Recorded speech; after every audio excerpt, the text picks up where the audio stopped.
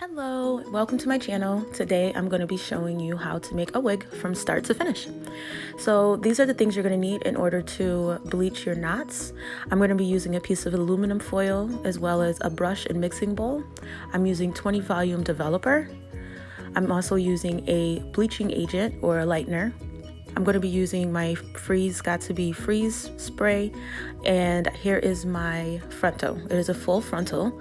I actually bleached the knots with a 30 volume developer off camera, but I didn't like how it came out, so I felt like I could bleach more of the knots, but I didn't want to mess up the integrity of the hair, so I went with a 20 volume developer instead of using a 30 again. So I actually purchased this here from AliExpress, and these came with 3 bundles and a closure. The company that I used, I will leave in the description box because I can't remember the name of them right now. That way, if you all want to purchase this hair, you can do so. And I actually purchased 3 different length bundles. I used a 14-inch, a 16-inch, an 18-inch, and then I have a 12-inch frontal. So I pinned down my frontal on my mannequin head, and I'm spraying it with water just so that I can get any of those hairs that's really close to the hairline pushed back. That way I don't get any bleach on them. I don't have to worry about fixing that because it is a hassle to fix. It's not impossible, it just takes a lot of work. So if you guys want to see a video on that, please let me know in the comments and I'll definitely do so. So now I'm just putting some freeze spray on my hair just to kind of keep those hairs back so they're not in the way or anything. And I'm just combing it through. And I used, like I said, 20 volume developer with my lightening agent. You can use whatever lightener or bleach you want to use. I just happen to have this in my house. And I put it on my entire closure. I wanted to see if I can bleach some of the knots that were inside the middle of the closure as well, not just the hairline. And I'm actually going to leave this on for 20 minutes. And this is what the hairline looks like now. I washed the hair, used a neutralizing shampoo and a moisturizing shampoo, and then I conditioned it very well. And I am just showing you that now a lot more of the knots are bleached. Obviously, you're not going to get every single knot all the time, but the more knots you can get bleached, the better, the more natural it looks when you put it on your hair. So now I put the frontal back on my mannequin head, and then I'm just taking my tweezers and I'm separating my hairline just so that I can pluck behind it. You never want to actually just pluck in front of the hairline. You want to actually, pluck behind it. And this is all the hair that I plucked out, but I'm actually probably going to be plucking out more later. And now the next thing is to make sure that your dome cap is on correctly. So what I'm doing is I'm just kind of looking at it and I'm seeing if there's any type of unevenness, because once you start sewing it on, if it's uneven, when the person puts it on their hair, it's going to be uneven as well. And now I'm just going to cut off that thick line of mesh from the closure. I don't like it. It's a lot easier for me when I don't have that there. And I just took some wig pins, and I'm pinning down my frontal, and I braided the hair to kind of get it out of the way.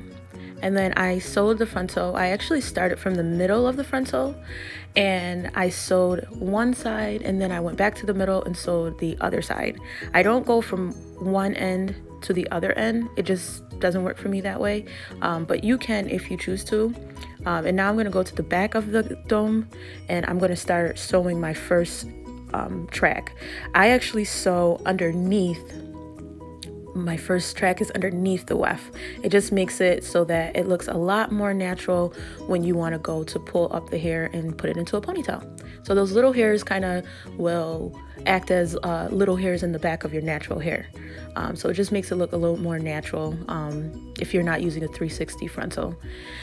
So I actually use 1/2 inch partings. So the way that I know that I'm using a 1/2 inch is because if you flip your hand and you look at where your finger starts and then where your first knuckle end it started, that's 1 inch. So I'm going to do half of that, and I'm going to do 1/2 inch in between all of my sew-ins, and I'm not doubling them. I'm only using single wefts. And I'm using the fold over method. So what I do is I will take the hair, I will pin the hair, and I pin it exactly on that fold so that I can get it nice and flat. And then I sew from one end to the other. And yeah, it works like that. So I got done with 2 packs. I'm sorry, I'm on my second pack right now.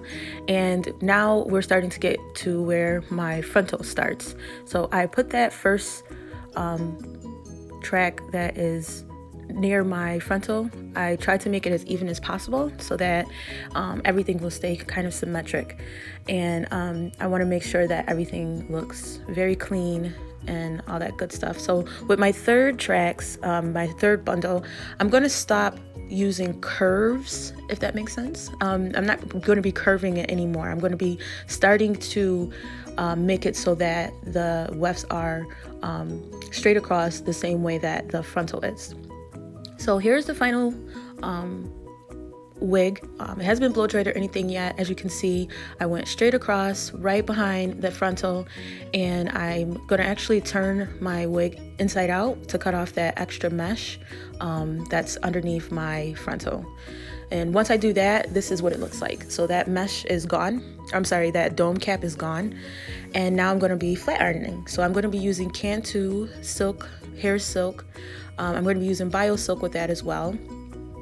And I'm going to be using a heat protector by Fantasia, as well as deep leave-in conditioner by Mizani. And this is KeraCare wax stick. And lastly, I'm going to be using my personal foam that I like, which is through Originals. So now that I'm all set to go, I'm going to take out the braids in the front. And I like to use like a little slither of hair to go on top of that last track to hide it.